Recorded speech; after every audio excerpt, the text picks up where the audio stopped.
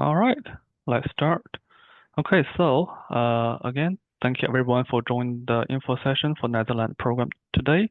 My name is Joe. I'm the program coordinator for the Netherlands programs, and we will begin now. So we'll start with a line of acknowledgement that we wish to acknowledge this line on which the University of Toronto operates. For thousands of years has been the traditional line of Huron-Wendat, the Seneca, and the Mississauga of the Credit. Today, this meeting place is still the home to many Indigenous people from across Turtle Island, and we're grateful to have the opportunity to work on this line. So here's today's agenda. We'll begin the session with introduction and overview of the summer program. Then we'll have details for the 2026 Netherlands program to be shared with students. Then we'll talk about more logistics such as cost and how to apply, as now is already the application season. We will then have the Q&A session for students. Please note that the formal part of the info session will be recorded. The Q&A session part will not be recorded. Joining us today, we have Professor Franco talking to the students, and here we also have our colleagues Selena and also Lexi working the back end. If you would like to have any questions and talk to us, keep in note that our office located at 119 Central Street on the third floor. We do have drop-in options available for students during the peak application time, so feel free to come and visit us if you have any questions. But we also prefer students to reach out to us either by email or through the phone calls. So we will start talking about what is summer abroad. So essentially, summer abroad is more for the academic experience that will take place in the summertime, so it doesn't interfere with your regular academic year. Summer abroad courses are normally the small class size, so it gives you opportunity to connect with other U of T students, instructors, and local experts. The best part is that you can have a full year credit in 3 to 4 weeks, that you still have time to do other things in the summer. For sure, as this is U of T courses, this will show up on your transcript, contribute to the CGPA as well. I would say the experience that you will learn through the field trips is immersible or is really valuable, that you will be able to visit places and connect with guest speakers and local experts abroad. All the field trips are curated by your professor and or local staff to offer valuable experience. So it's venture to tours and guest speakers and venues are typically not on the radar of regular tourists. So I would say it will provide you a strong appreciation about the local culture and get fully immersed into the course material. For the summer abroad, there's big reason why is immersion. So this kind of experience that feels like to be a student at U of T, maybe not, it's different than being at U of T, but you'll be able to spend your time in different countries. For this time will be in Netherlands, like a local student, and you will be able to make lifelong friends and gain independence and confidence. So I would say it is a great opportunity for professional and personal development. Employers like to see the international experience on your resume upon completion of the program. I want to mention that this is primarily an academic program, so it's not just traveling abroad, but you will have opportunity to learn in immersive way of a different content, depends on different courses. So we have, over the past years, responses have been consistent, enthusiastic, and also positive, especially for this program. We have faculty and on-site staff are dedicated to making this experience memorable and worthwhile. Many previous participants rate their summer abroad experience as the best summer of their lives. Here we have a poster for just featuring our programs. We have over 30 courses internationally across 17 international locations. So we would like to start asking where would you be this summer, but today we'll be talking about the Netherlands program. So for the Netherlands program, this year will be the first on-site program in Netherlands. The dates will be running from July 4th to August 1st. So essentially will be 4 weeks and you complete 1 full year credit. The class time is normally consistent from Monday to Friday between 8:45 a.m. to noon. But during some days, there will be field trips, which will be taking longer days. Professor Franco will share more insight on this one. Here's a course code. It's a human biology 1, and we do have mandatory field trips included that will occur outside the class hours. Other than that, since this is a U of T organized field course, we will also have program activities in place, such as city walking tour or welcome or farewell events, and so other social activities organized by the on-site staff hired by our office. The host will be the University of Amsterdam, though this is still to be confirmed, and we will have more information or details available for students. Again, this will be a primarily academic program. Now I will turn to Professor Franco to share his insight on his course upcoming summer. Professor, up to you. Yes, so as Joe said, the course is it's a human biology course called Living with Dementia, and it's been inspired or by my existing fourth year course in the human biology program that is called Dementia, that I've been teaching since 2007. And while that one is primarily a neuroscience, health and disease, upper year neurobiology course, there is an important component in that course, an experiential learning component where students get to visit long-term care facilities and interact with one of the residents to become a friend. And through that interaction, through that opportunity, we explore the social aspects of care, of living with dementia, and of aging in society. That's largely inspired this course. A few years ago, students in that course got the opportunity to do a international course module. That's a short visit during reading week to the Netherlands, where we visited some of the sites that we will be visiting again over the summer. That was just a 5-day trip, but it was wildly successful. Students loved it. I loved it. And that kind of inspired us to create an entire course dedicated to innovations in dementia care and the determinants of well-being. Thanks, Joe. You can advance the slide. So here's the course overview. It's an immersive international course, and it is dedicated to multidisciplinary aspects of aging and dementia through the comparative lens of the Dutch, in the Netherlands. Elderly care models are far more innovative than they are here in Canada, and perhaps North America as a whole. It's based in Amsterdam, which is renowned for its creativity and innovation in approaches to elderly care. And students, you will learn the foundational brain science, some introductory level neuroscience about dementia, the neurobiology, the pathology, cognition, learning and memory, and things like that that go along with aging and neurodegenerative diseases. But it's primarily focused on the societal approaches to living with and managing dementia care. Of course, the neurobiology and the cognition is important because we have to understand that in order to understand what's going on in the brain and cognition and behavior in seniors that are experiencing this. So through the experiential learning components at some world-renowned facilities, including the Hojeweg, which is the world-famous dementia village, not close to Amsterdam.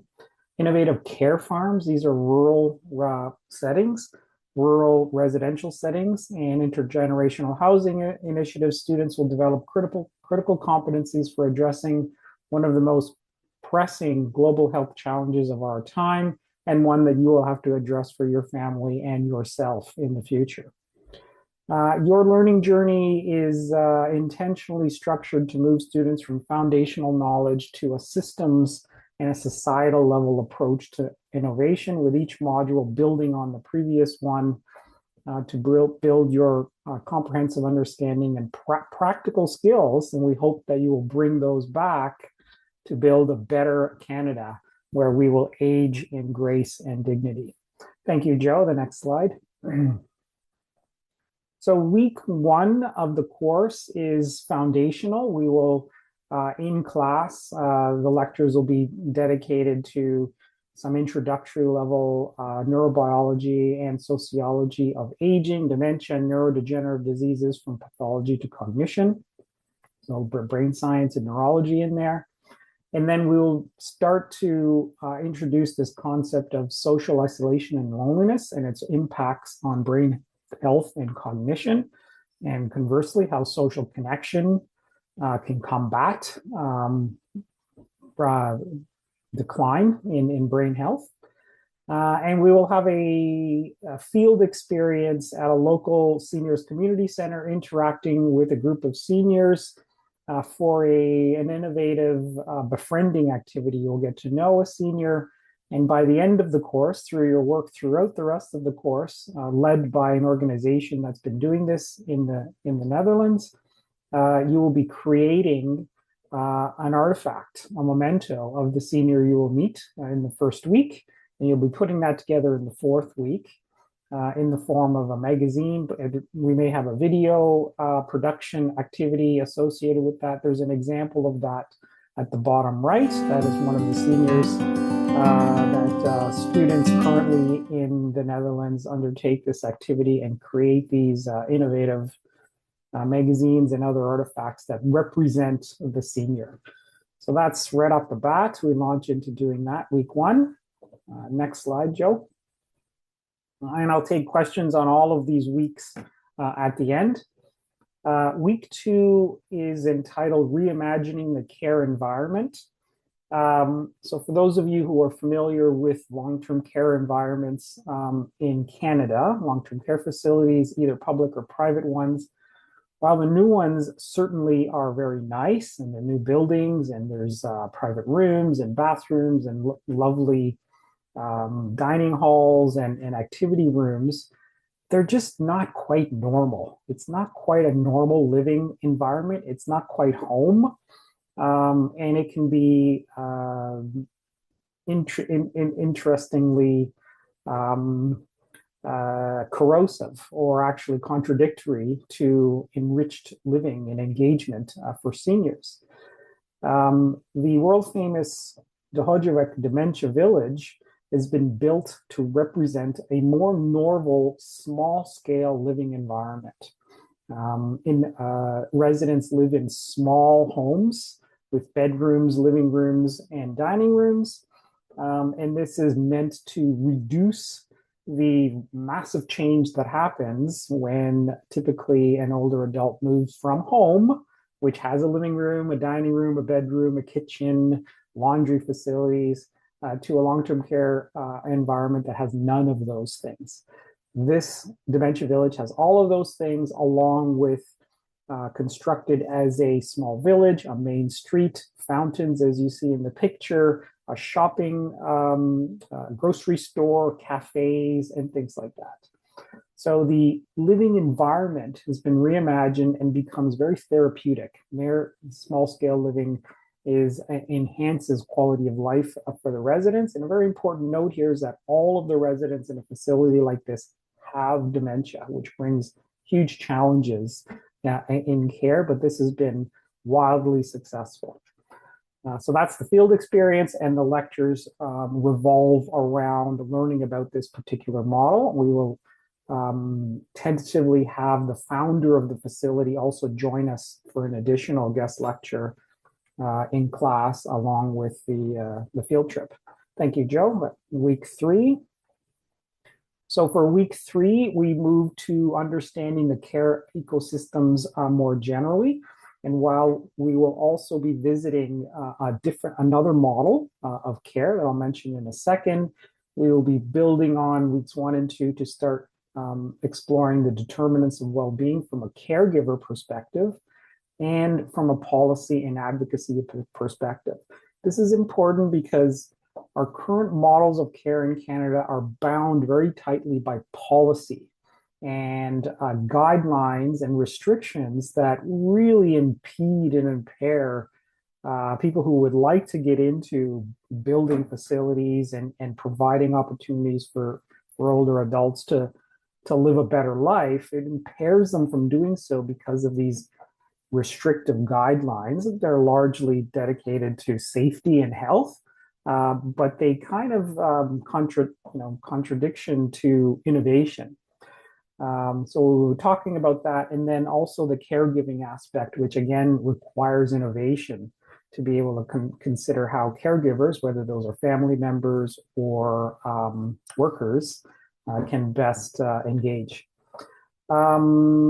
So the field trip here is to a care farm. This is a rural-based residential long-term care facility where residents, as you can see in the picture, engage in typical rural and farming activities, gardens, crops, animals, chickens, things like that. And its inherent benefits to health, well-being, and social enrichment.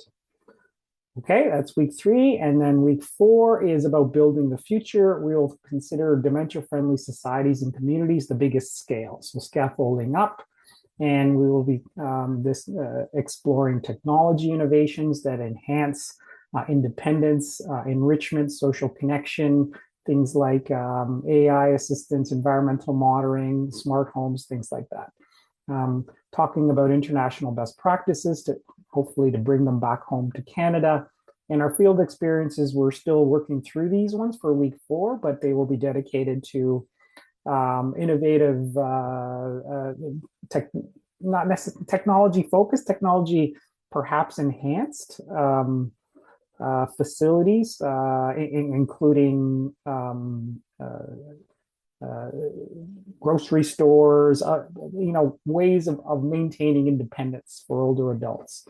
And there is a couple of universities there that we're exploring, visiting as well, that have technology focus for living with dementia. Thank you, Joe. Week 4. And then, so the overall goal is to have you come back and help create a Canada we all want to age into, a dementia-friendly or an aging-friendly society.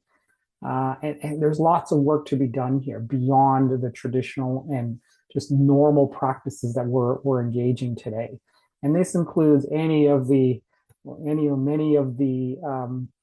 components that are shown in this picture in the clouds, from dementia-friendly businesses to dementia-friendly cities, living arrangements, social, and even philosophy and mindsets of society of how to better integrate seniors within our lives.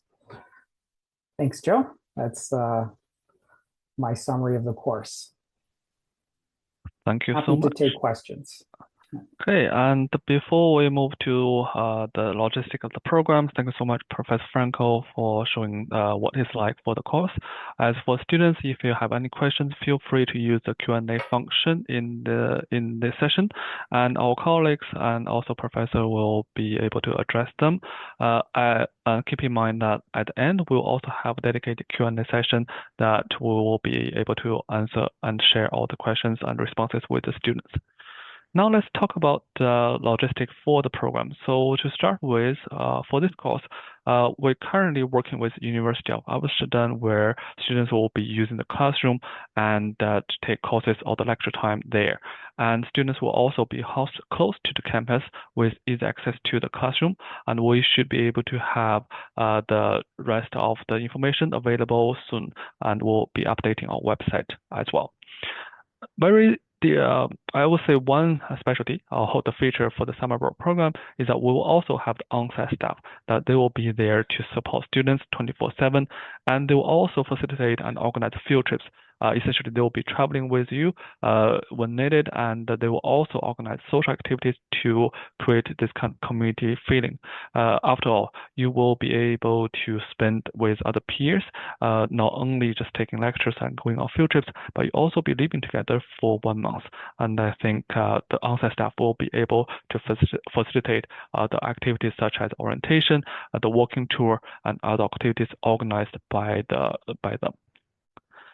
As for the accommodation, this is still something to be confirmed with the local host, but essentially we hope students to be able to live close to the public transport and also close to the classroom. Keep in mind, we're trying to arrange shared rooms with clean essential amenities and trying to make sure that students have a convenient location, easy access to places like attractions and shopping area, and including markets and restaurants. That being said, students are expected to budget approximately Canadian dollars, $800 for the meals. To getting there, just let you know, there will be no group flight, so students are responsible for booking your own travel plans. You can feel free to arrange our budget to arrive a few days earlier, or you can stay after the program completed, and that will be completely up to you, as long as you make to the classroom or make the program start date on time. Our office will provide information on suggested flight itinerary so that students can have some sense of what to expect. Traditionally, we also help students, they try to take the same suggested flight together and flying there. And also we'll try to make sure that travel from airport to hotel is straightforward. So that is something we will consider in doing by arranging a hotel. In terms of applying for summer abroad, for U of T students, you must be in good academic standing. As long as you have a CGPA over 1.75 at the time of application, you are eligible to apply. For the first year student with no final grades, you can also apply to certain courses, including this one as well. For students in professional faculty or even non-degree students, this program also open to those students too. If you're students from a different university but in North America, you will need to provide us with a letter of permission from your reg office.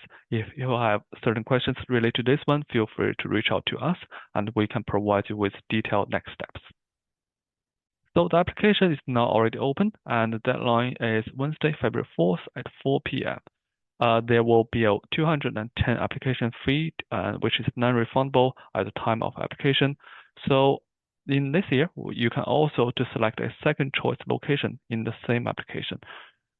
For the admission criteria, keep in mind it's not first come, first served. All applications will be reviewed after the application deadline, which is February 4th. So no rush to submit the application, but keep in mind there will be a video assessment and the assessment link will be sent out after you submit the application and pay the application fee, and could take maybe up to 2 business days. So you do want to maybe budget your time to make sure you can complete both the program application and also the video assessment on time. For the selection committee, they will be reviewing your academic record for over the past 12 months and maybe the relevancy of the courses to the program study. That being said, if you don't have any prior or any history or academic history taking relevant courses, in the personal statement part, you can also indicate why you have selected this particular course and how this can benefit you in the long run for both academic and personal goals. Here is a screenshot for our website where you can find more information there. So this is a page for the application procedure and deadlines, but on the top panel there, you can also see we have different tabs, including eligibility, financial aid, and more importantly, where you can log into application to start your application to this program.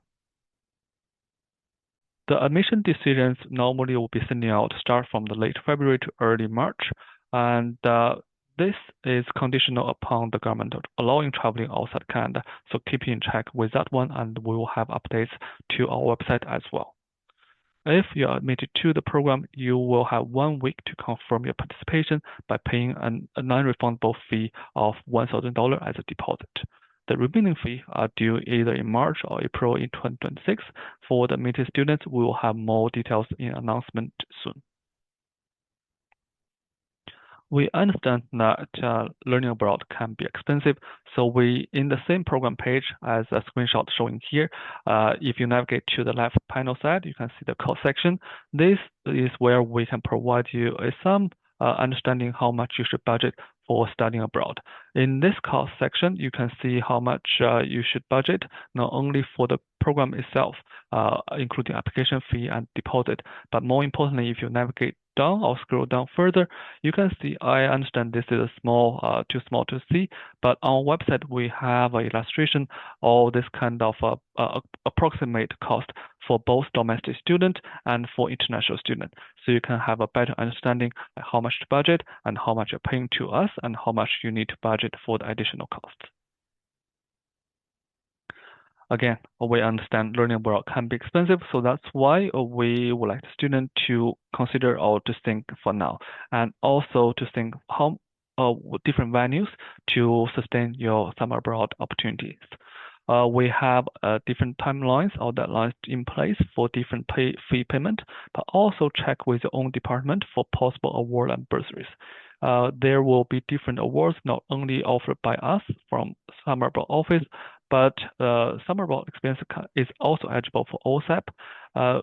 From my personal note, I would highly recommend you to check for the CIE International Experience Award, which is offered by the Center for International Experience, and is open to students of Troy campuses. So either you're from UTM, UTSC, you're also eligible to apply for this award as well. On our website, the one I showed you earlier, we also have a video series called How to Finance Your Summer Abroad webinar recording available, and feel free to check that recording. Recording will be uploaded soon, and we have more information covered there to help students navigate how to best support your summer abroad experience. Talking about the visa insurances, and we would like to highlight that students are responsible to arranging your visa if necessary. And for our office, we can provide the admitted student a supporting document for them to apply for visa, but only apply visa here in Toronto available. For the international students, you will need to check with the consulate for the requirements. But for most destinations, Canadian citizens only require a passport valid for 6 months beyond the return date. So definitely check with your travel documents, and check with the consulate if necessary. And here is for the EDI resources. Our Summer Abroad is committed to supporting all students in your study abroad experience, and we have launched a webpage of EDIA, and for the diverse group of students, communities who are interested in applying to study abroad. So here you can find more information and scan the QR code for the target resources for various student communities. Feel free to do so, and you can click the EDI accessibility tab and learn more details. So as you start planning for your summer abroad journey, you may already realize that different countries have distinct cultural norms and political landscape. So understanding those cultural nuances of your chosen destination can help you better navigate the local context and embrace the local experience. So again, feel free to do so when you have time and to get to know more about the destination you're interested to travel to. We're also committed to provide a welcoming and inclusive environment for everyone. So we work closely with you of the Accessibility Services Office to ensure resources are made available for students living with disabilities or diverse learning needs. Any students who may require disability-related accommodation or support for summer abroad courses will need to first register with Accessibility Services Office so that an effective accommodation plan can be put in place before you travel abroad. I would say it's quite critical that students contact Accessibility Services as soon as possible and discuss any potential travel and course plans with the Accessibility Advisor well in advance to finalize the participation in the program. So we want to highlight one thing is that Accessibility Service is not tri-campus. So each campus have their respective offices, so feel free to reach out to the respective ones to find more information. We also have Inclusion, Diversity, and Excellence Award, which is a new award that awards under graduate students who have contributed to the advancement of equity, diversity, and inclusion. There are 4 awards available for $5,000 each and can play a significant part for your funding as well. So you're able to review and the biography for the 2024 and 2025 recipients on our website as well. All right, so essentially, we just want to have a recap here for our 2026 timeline. Application is now already open, and you will have time till February 4th to submit your application for the Netherlands program. Then you should be expecting to receive the admission result, around late February to early March, and you have 1 week after the admission to pay the $1,000 deposit to secure your spot. In March and April and May to August, that is when we will have more information related to the program, and we'll have more details on that one. This is almost end of the program info session, and feel free to follow us on Instagram, where we'll have more information not really related to our events, upcoming events, but during the summertime, we will also have students take over to share their experiences abroad. Here, more information contacting us. You can reach out us through the emails or attending the info session like today and follow us on the Instagram. Feel free to also subscribe to our e-newsletter where we'll have more updated information monthly and you can find more information there. If you have any questions, also feel free to book a virtual appointment with us and we can discuss more. Upcoming, we have also made Reddit AMA session that you can discuss with our ambassadors to discuss their experiences and to share more information on that part. All right, so this concludes the formal part for our info session here. I will stop sharing and let me also stop the recording.